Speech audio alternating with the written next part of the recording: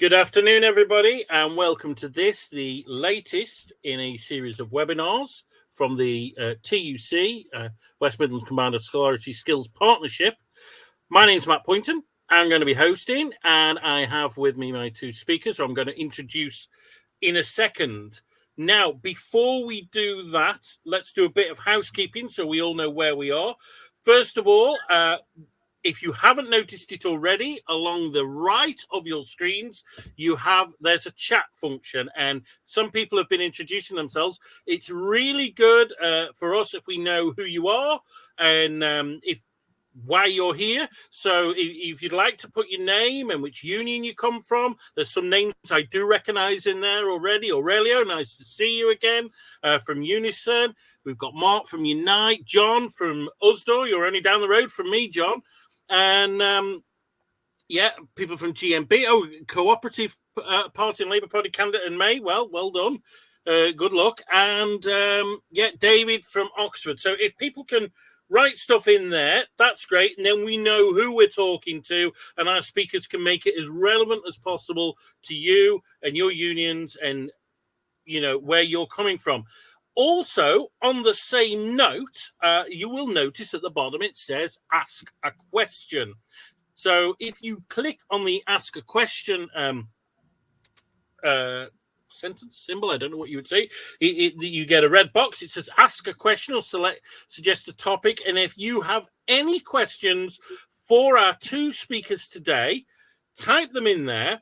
What we're going to do, we're going to talk about, I think we're going to talk about let me just check this. I think we're going to talk about the level 3 entitlement first and then the boot camps. So if you have any specific level 3 entitlement questions, we could perhaps answer those at the end of that section, and then boot camp ones and anything more general at the end of the whole of the session. The session is scheduled for an hour. We won't be talking for an hour. We'll be talking for a lot shorter than that, and there will be time to answer those questions towards the end. So we're hoping to be here for about 50 minutes, but again, a lot of that depends on you and how many questions you've got. Because I don't know if you're from where I'm coming from, you don't know a lot about these. Certainly the boot camps. I mean, to me, if I think boot camps, I'm thinking, like some really hardcore gym routine that sounds very painful and hard work. Obviously, that's not what we're talking about today. So what are we talking about? How is it relevant to us in the movement? What can we do to promote these things amongst our members? We've got loads more chat going on there. That's great. So Unison in Bristol, Dave on the Isle of Wight. Now with Restart, I remember you, Dave. And PCS, the Civil Service Union, are here. Great. UCU in Manchester. CW, that's Postal Workers. BT. Steve from Stoke-on-Trent. Always nice to see a Stoke-on-Trent presence. NEU. So we've got people from the teaching unions, a tutor with Ruskin, and Unite with First Bus. So that's great. Usdaw as well. So we're talking retail there. Okay.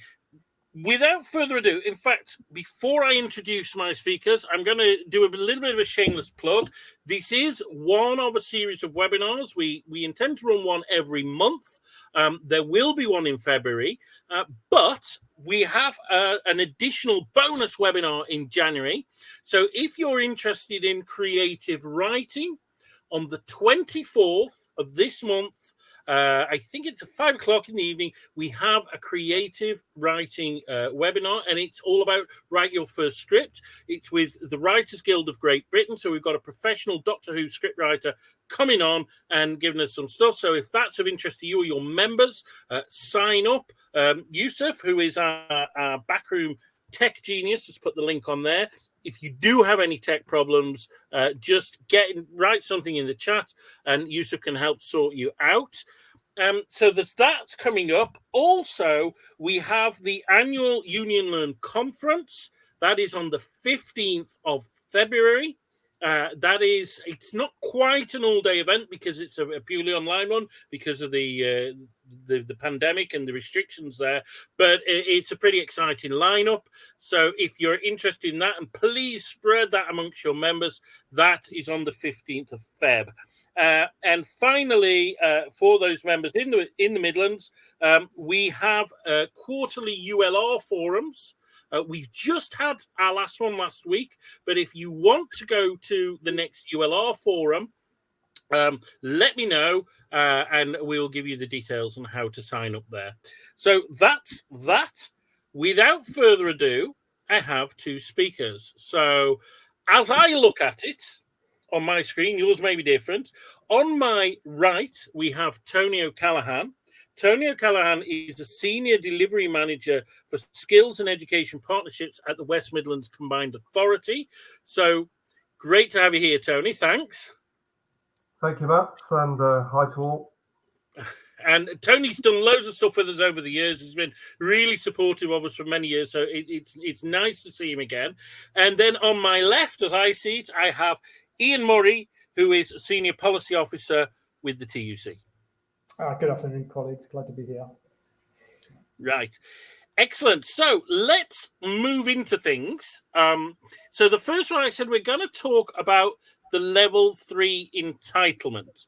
Now, for those of you who are completely new to the education world, level 3, this can be a bit of a challenge for people whose members aren't familiar with how things work.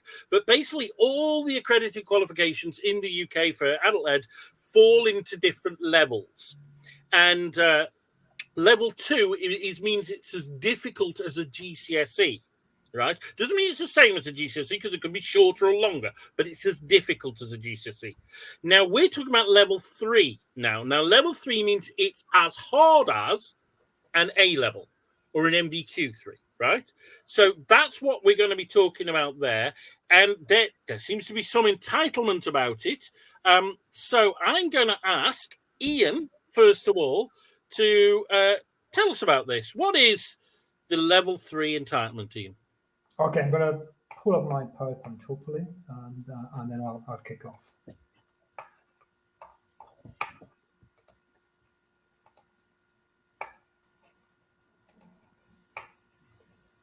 Right, I'm assuming colleagues can see that. Is that right, Matt? I can, yeah. Yeah. Okay. Okay. I'm just going to say a few words, colleagues, about sort of what this level 3 entitlement stuff is all about, because it sounds a bit technical. But it's pretty simple, and sort of I think Matt has made a sort of flagged up what kind of qualifications we're talking about. I mean, I'm going to say a few words, and then Tony's going to give a lot more detail about how things like the level 3 entitlement and skills boot camps are actually sort of rolling out on the ground in the West Midlands. But the level 3 entitlement, well, basically, it's an entitlement to access free courses. Really, that's what it's all about. It was introduced last April, and it's part of the government's National Skills Fund programme that is currently being rolled out.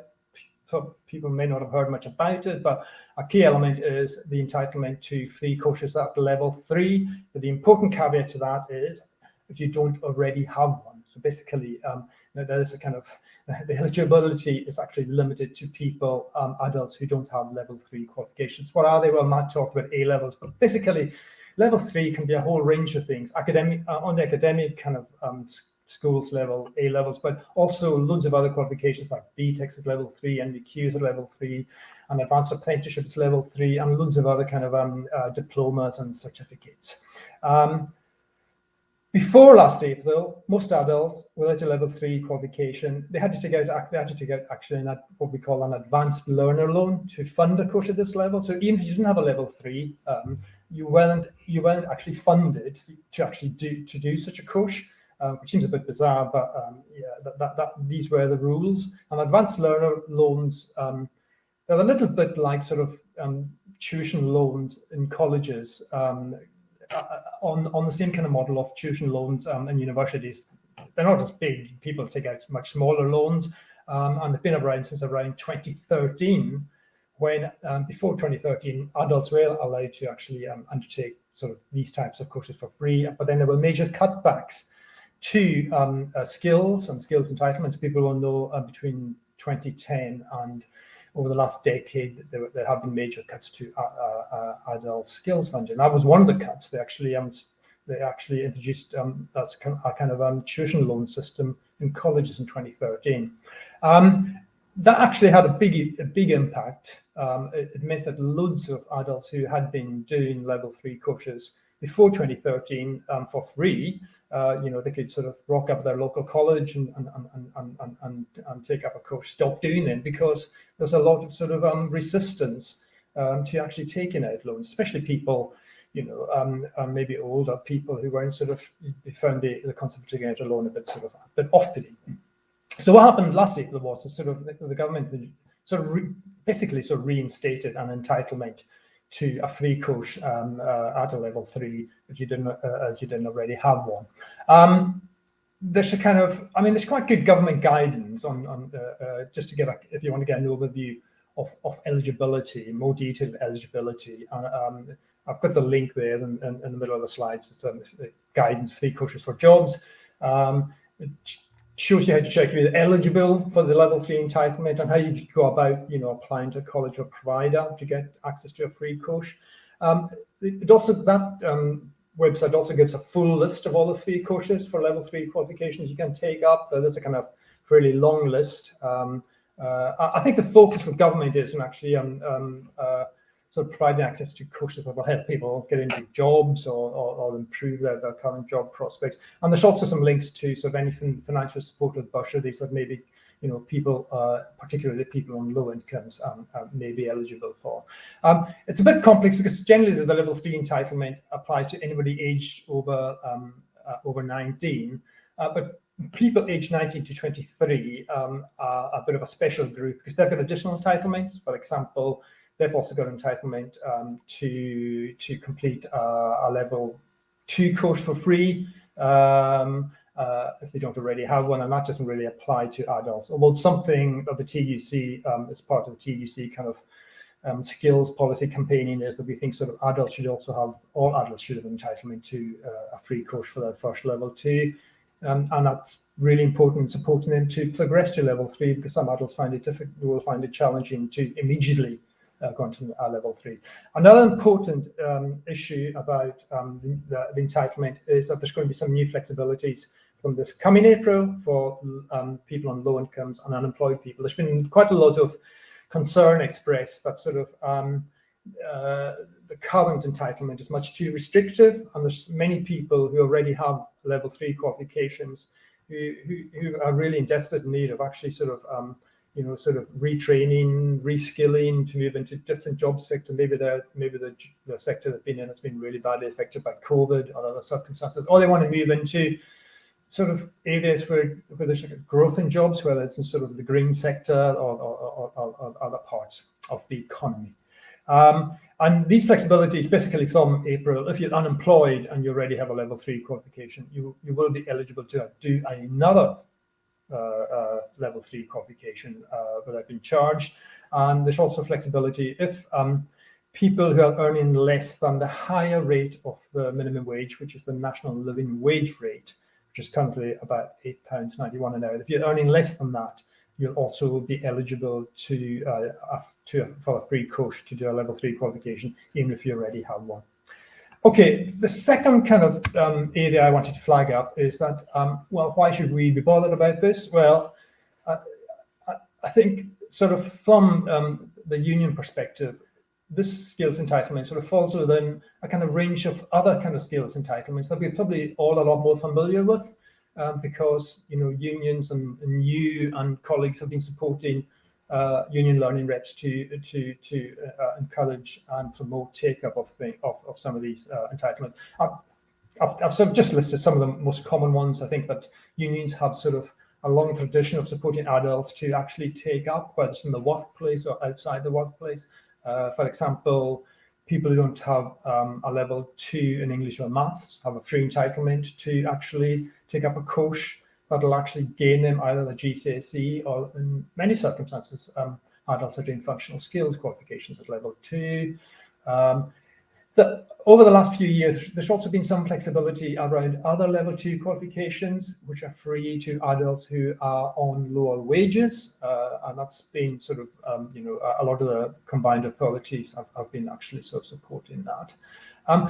So in the last couple of years, the government's introduced free courses for people who don't have what are largely basic digital skills at level 1. So unions have been sort of encouraging and supporting adults to take that up. And there's also been a range of ESOL qualifications where in some circumstances adults have access to. So I suppose what I'm saying is that sort of we should be viewing the level 3 entitlement as part of this package of sort of learning and qualification entitlements that unions, and especially through the Union Learning Fund, have been sort of supporting people to take up over the last couple of decades, really, to some extent.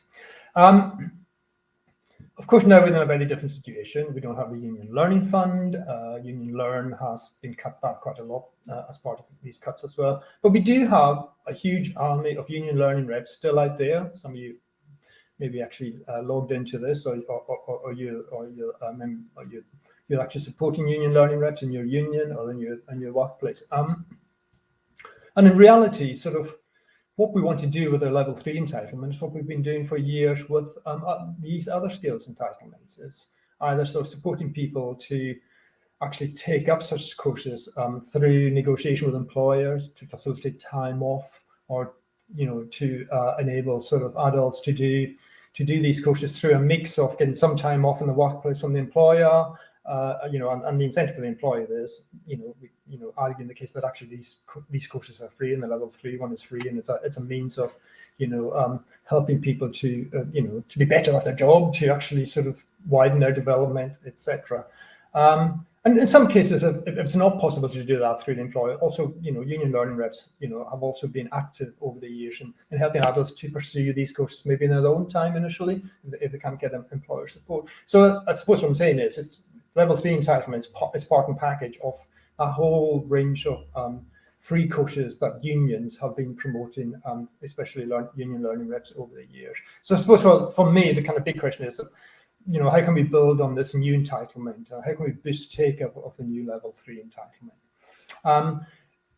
My final point is that sort of the TUC is also calling for even more flexibilities around the level 3 entitlement and these entitlements. We're calling for a broader right to retrain, where many more adults, whether or not they've got a level 3 entitlement or a level 3 qualification, should be incentivized, especially with the current state of the economy and people needing to upskill, retrain, especially in a post-COVID world, in a world where we're going to see huge changes in the economy as part of sort of the move to net zero and the increasing use of the digital and sort of artificial intelligence. The pressures on people to upskill and retrain are going to get greater rather than less. So I haven't said much about the boot camps, because that's, I think, I'm not much of an expert in that area, and I think so. Tony's going to sort of share with us how that's been rolled out in the West Midlands. So I'll stop there, Matt.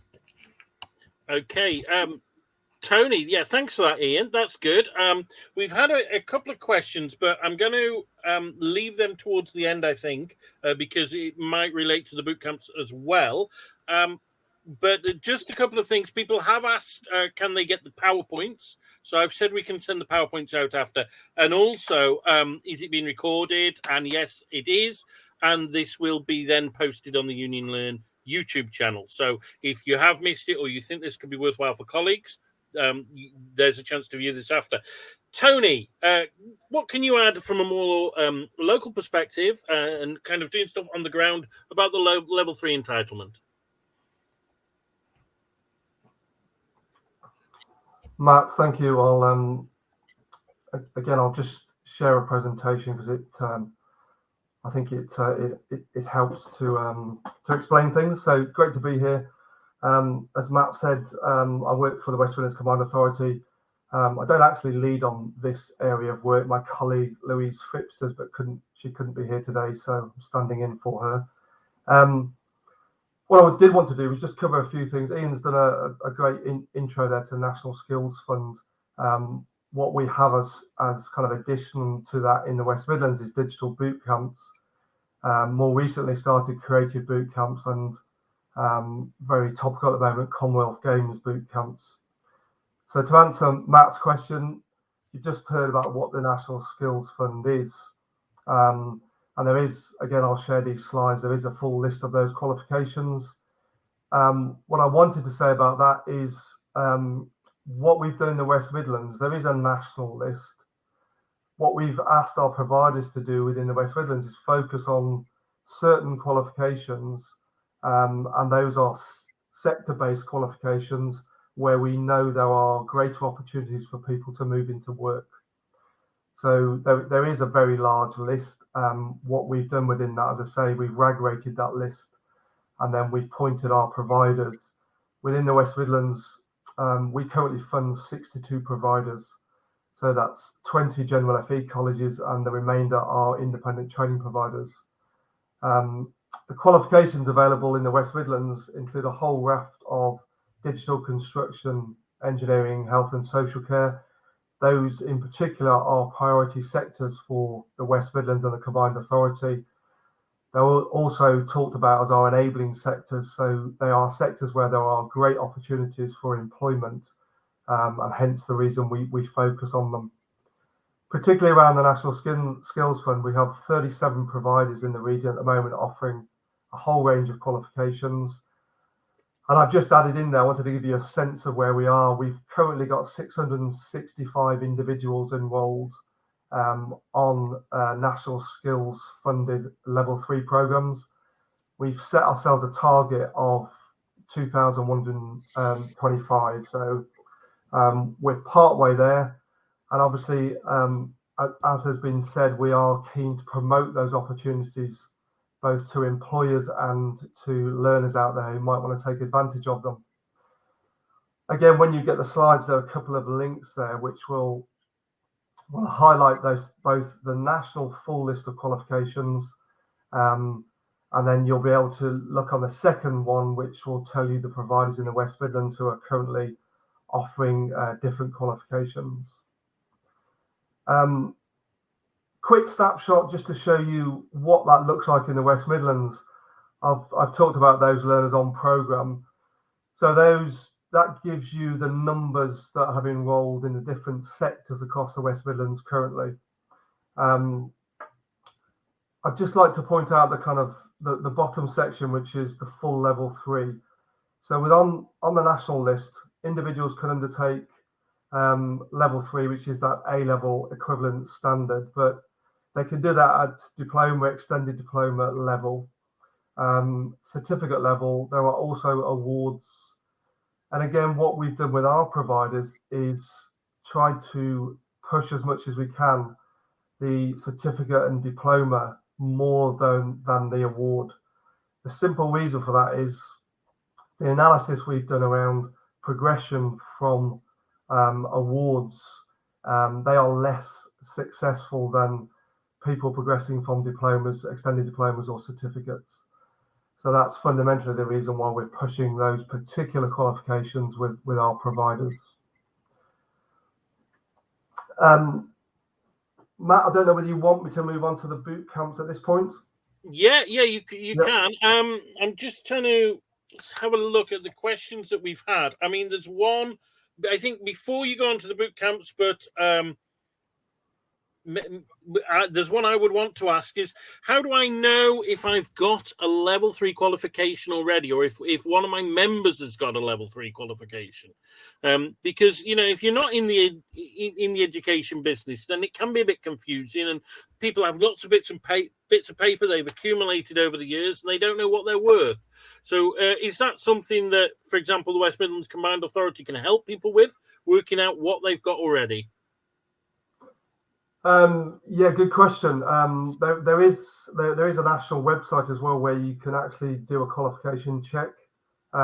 Most of our providers will also support people doing that to understand what their qualification is, because you can have a level 3 or equivalent, so it can be quite a confusing landscape. But I'll share information about that with you, Matt, so that people can have a look at that. Mm-hmm. Brilliant. And there was a question early on, and I guess this relates to boot camps as well, and I'm going to ask Ian this from a more national perspective. How does this relate to the Scottish education system? Well, it's completely different. I mean, educational skills are completely devolved. So it's not. It's really. It's the National Skills Fund is an English program. Yeah, I don't think there have been many more entitlements in the Scottish system. Being from Scotland, I should be more aware of them, but yeah, it's completely. It doesn't cover Scotland. Yeah. Not to say there are many other entitlements in Scotland.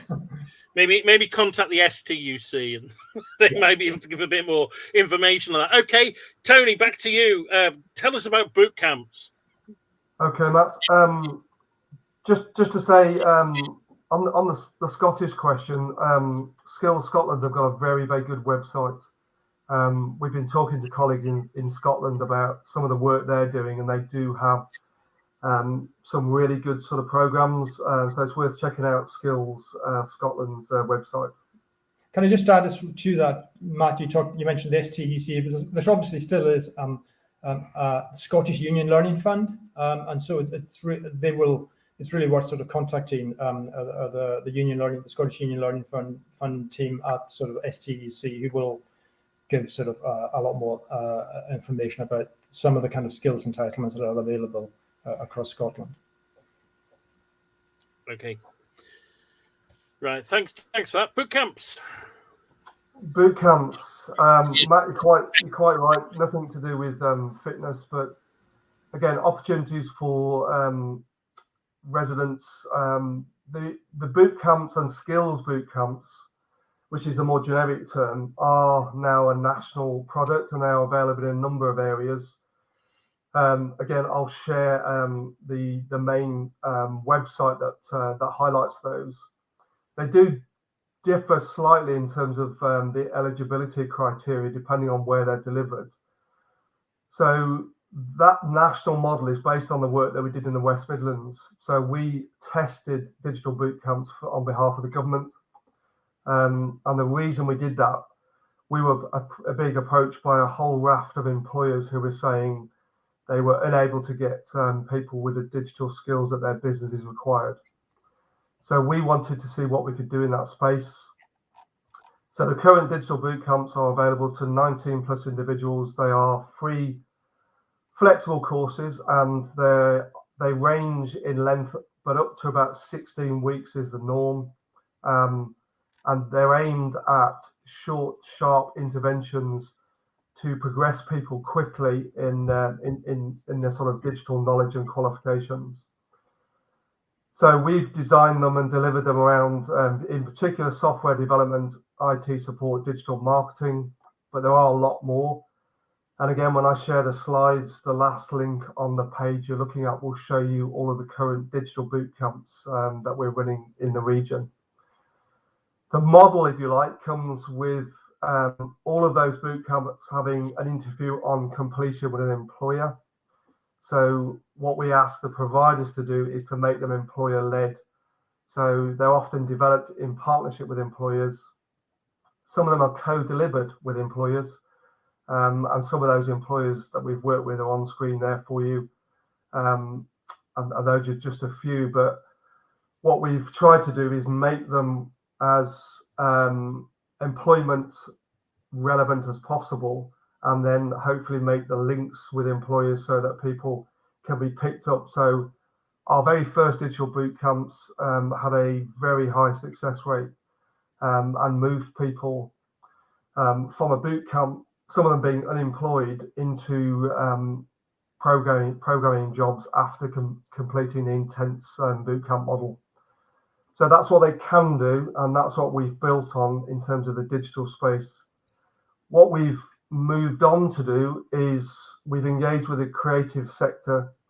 So it still has a digital flavour, but working in partnership with Create Central, we've got a lot of work in the region, a lot of specialist hubs that deal with TV production and that the digital content that goes into TV and media, and particularly games design. So Coventry and Leamington Spa, for example, an awful lot of companies there that are in the games design space, but again, struggle for talent.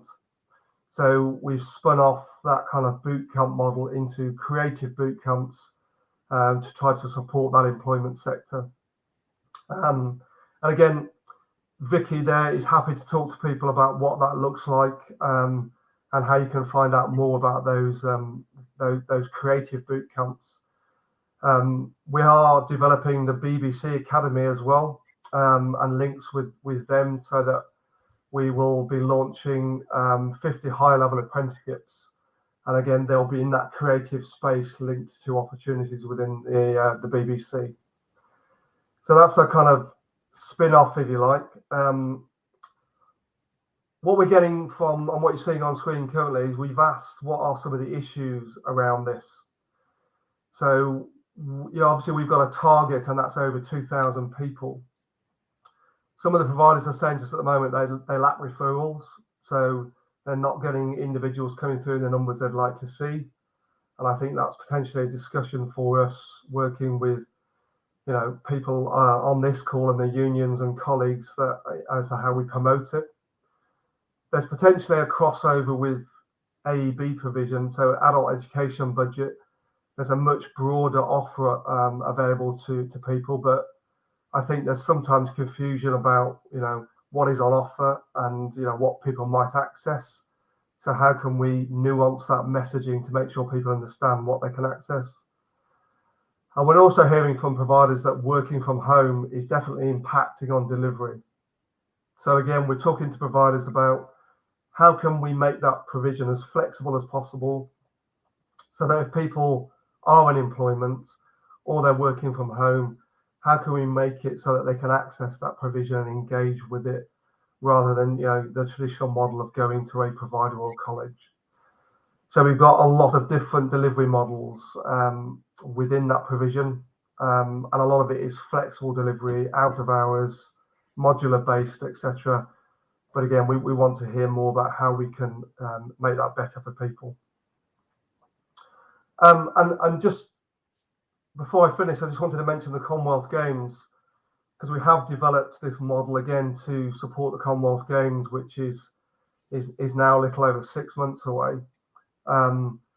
So in partnership with the Commonwealth Games production company, which is called Sunset and Vine, we are training loggers and runners who will interface around that digital and media element of the Commonwealth Games. So again, that model operates on a guaranteed interview.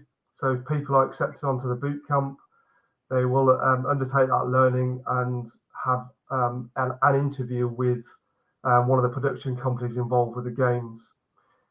It's a minimum of 4 weeks paid work, actually engaged in the media and the production of the Commonwealth Games. But what we've asked those companies to do is to consider how that either takes them into jobs with those production companies, their partner companies, or how we can highlight other opportunities to them. So we're keen to look at that post games and a legacy element that comes out of that as well. So I'll stop sharing at that point, Matt, and hand back to you in terms of questions. Well, before we go on to questions, Ian, do you have anything to add about boot camps? No, it's just been really helpful to get a flavour of how they're actually rolling out. I mean, there is kind of guidance on gov.uk about how you could apply for them, but really, as Tony has sort of highlighted, I think people will be coming to them in their kind of locality, in their region, and sort of. I think where it's much more clear at a national level around something like the level 3 entitlement, the boot camps, and maybe Tony can say a word or two about this, they're not exactly the same everywhere. So in a kind of way, there's a different picture depending on where you live. But I mean, we've certainly, in our regular skills policy newsletter, there's a link to it at the end of my PowerPoint. We've flagged up sort of links to things like sort of where you can get more help, and I think the kind of key thing is around sort of getting information maybe for the boot camps at a more local, regional level than actually the national level. Okay. You're absolutely right, Ian. I've just posted in the chat as well, Matt, the link to the national overview of skills boot camps, and it does highlight the opportunities per region. But if I send the slides out, I think what might be more useful is those personal contacts locally, because it does differ. So I think it's worth exploring what's available in the region if people are locally based. Mm-hmm. Okay, thanks for that. I mean, what I will say we have got a lot of people from the West Midlands in here, but there are some people who are from outside of it. The TUC has a similar partnership up in the Sheffield region. So if you are in that region, then we can provide some links there. But if you are in other areas, get in touch with us and we can provide you with the best links that are possible. I've got a question in the Ask a Questions now. So I'm going to ask that. Would people on the boot camps have to have a certain level of IT skills, or will help people with basics? That's from Carol McGrath. Also, similar to that, there was a question we got before, which was, like with apprenticeships, how you have to be at level 2 with English and maths. Does that apply with boot camps as well? And I think IT, English, maths, what are the pre-requirements? In essence, it's not like apprenticeships in that it's much less formal than that. So most of the providers will be undertaking an initial assessment and diagnostic to understand where your skill level is. But I would have to say people have gone on to boot camps and have gone from very little or no knowledge to becoming programmers, and have done that very, very quickly. So I think it's more about ability and an individual's desire to apply themselves than it is about your previous qualifications. Okay, brilliant.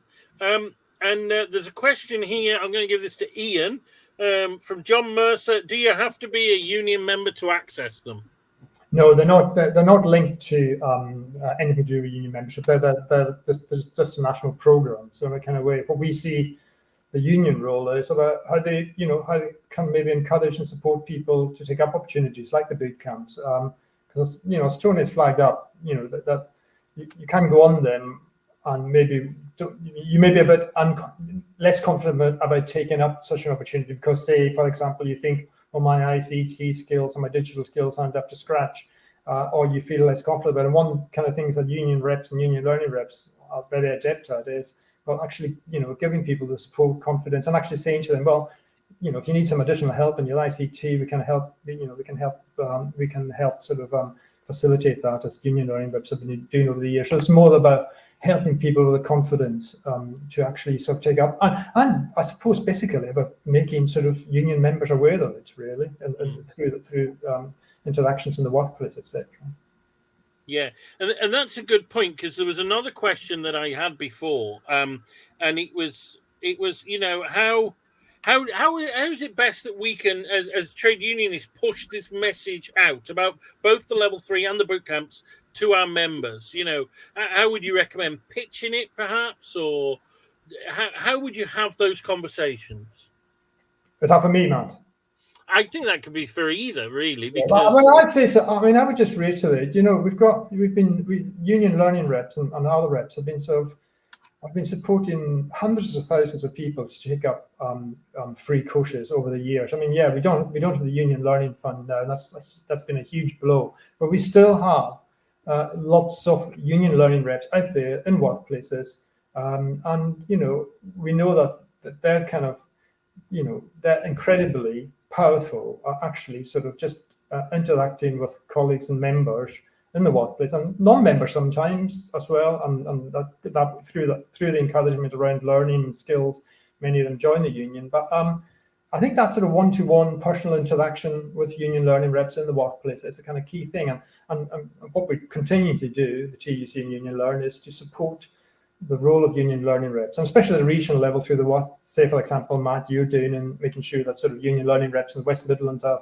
fully aware of this and have the information and knowledge to make people aware of the opportunities. Mm-hmm.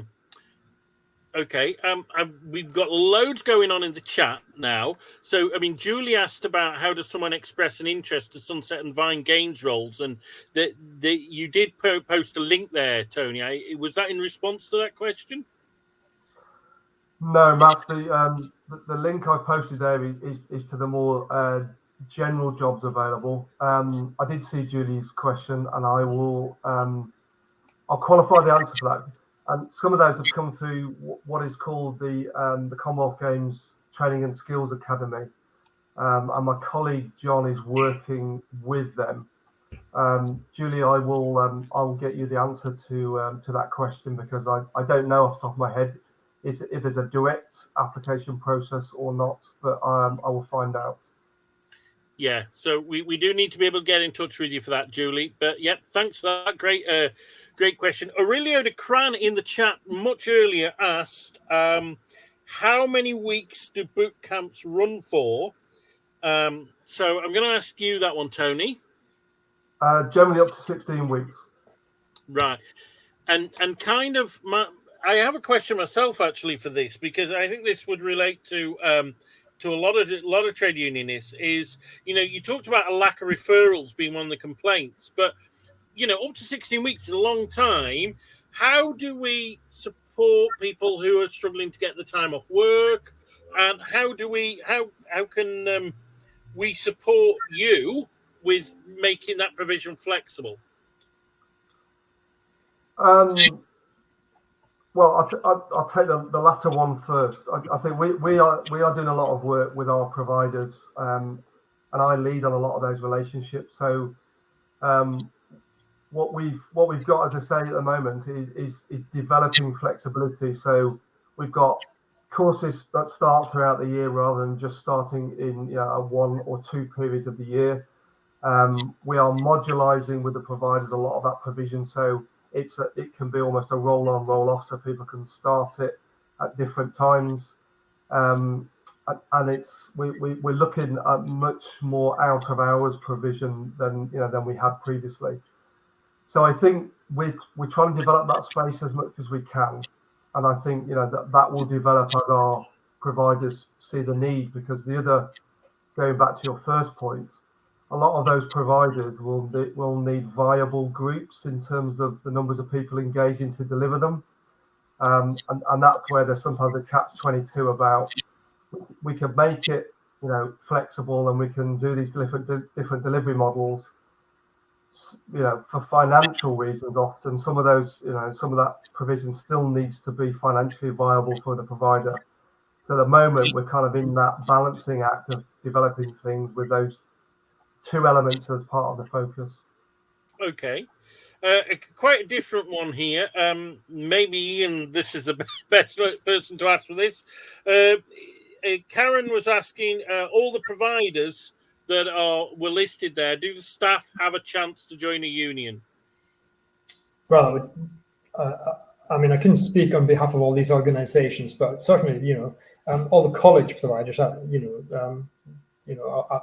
all sort of staff have the opportunity to either join UCU or one of the other kind of support. I think, Ian, it was about those boot camps where, for example, BT was in there, about those companies that are doing them.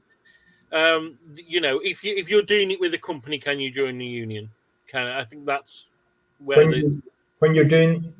Well, if you did the BT boot camp, right? Obviously, BT, CWU represent in there, so there's an opportunity to join CWU, for example. But with all the other companies that were listed there, can you join a union?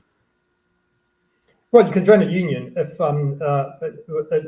anybody can join. If they're with that company, they can join that union, because most of these unions recognize trade unions. And I suppose but I'm not quite clear that actually these boot camps are they being run by companies like BT, Tony? I wasn't sure that was, or are they just involved? They are involved in terms of either guaranteeing the interviews, support, and sometimes supporting delivery. So yeah, what we try to do with boot camps and other provision that's employer linked is try to get providers wherever possible to kind of make that employer contact at the earlier stage. And then, you know, because what we're really focused on is making sure there is progression from all of this. You know, what we don't want is people undertaking qualifications that don't take them anywhere. So we're trying to build in that employer piece so there's progression from the qualifications. Okay. And going back to the question, Karen has now posted, it was more about ensuring that private education providers are actively encouraged to be unionised. That's what her focus was. So, sorry, Karen, I got that slightly wrong. Couple more questions in the chat. This is probably an Ian one. I'd be interested in knowing of a local contact in the southwest, Bristol. That's from Raman Wilson. A contact for the TUC Union Learn, is that I think it would be a contact about boot camps and level 3. So somebody from, yeah. Well, I think Tony's put the link in for the link earlier into the chat around where to actually get access to all the links for sort of boot camps nationally. So I think that my understanding, Tony, is that we'll have a breakdown by region. Okay. It does have a breakdown by region, and it has a web link for each region in the country. Yeah. So that's already in the chat. That's probably the best starting point for that, I would have thought. Brilliant. Got a couple of questions here from Catherine Porritt. The DfE draft sustainability strategy suggests there will be boot camps to upskill adults in key green industries, such in housing retrofit, solar, nuclear energy. How could this work? Wanting to know to respond to consultation. And from Catherine again, there was, how big do cohorts of students on boot camps have to be viable to run the course? Okay, if I take Catherine's first, Catherine, the retrofit and the broader green agenda, something we are really looking into and trying to develop at the moment. In fact, I was talking to all the local authorities in the West Midlands about it yesterday. If I'm really honest, one of the issues we have at the moment is what is green? What does green mean for the West Midlands? And what does green and those wider issues that you've put in the chat there mean for businesses locally?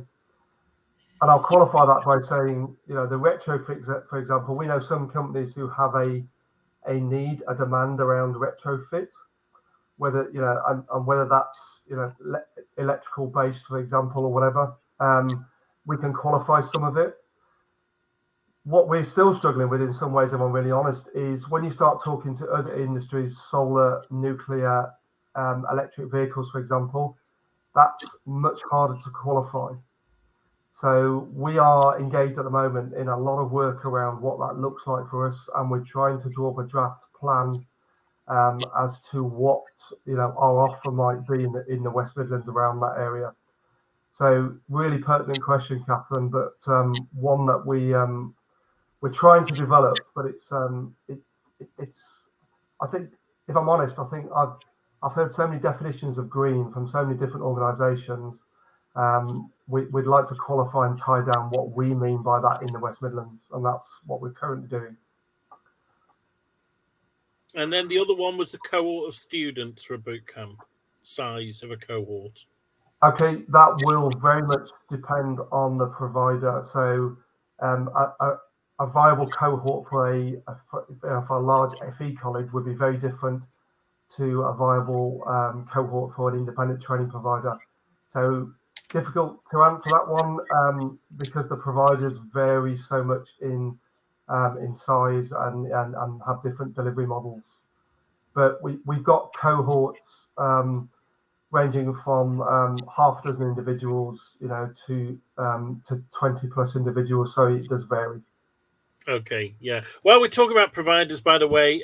Stephen Mitchell from Skills Training UK has been commenting in there and saying that they're tendering for boot camps, and they appreciate the mention of both West Midlands and South Yorkshire. So, okay, I'm just trying to think. We've got share slides. Well, we know about that. Some more questions in here. Many people have limited access to IT equipment, perhaps a mobile phone at best. To ensure equality of access to resources such as these boot camps, consideration will be needed as to this issue. That's from Carol. Any comments on that? Matt, if I could just say from our provider base, what we do have is our big providers, i.e. our FE colleges, have learner support funds. They have flexibility around a number of their funds. So I know a number of providers have approached this different ways. And strangely, I had this conversation recently where some providers had offered individuals laptops. Strangely, a lot of them didn't want laptops.